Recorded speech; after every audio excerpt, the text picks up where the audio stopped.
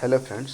तो चलिए आज हम संसदीय समितियों में कुछ अन्य समितियों की बात करते हैं जो अधिकांश परीक्षा के पॉइंट ऑफ व्यू से काफ़ी इम्पोर्टेंट होते हैं। तो चलिए आज हम बात करते हैं अधीनस्थ विधान समिति यानी कमेटी ऑन सब ऑर्डिनेट लेजिस्लेशन।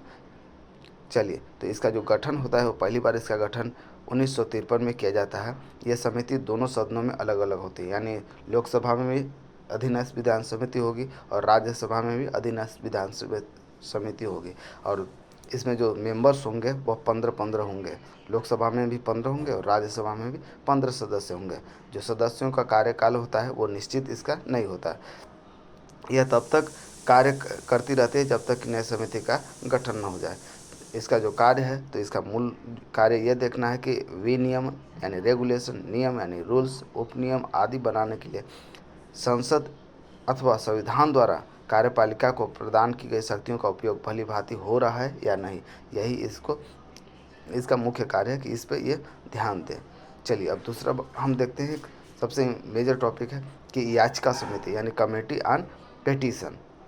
तो जो याचिका समिति होती है, यह समिति दोनों सदनों में अलग अलग, यानी लोकसभा में भी अलग होंगी, राज्यसभा में भी अलग अलग मतलब गठित की जाती हैं।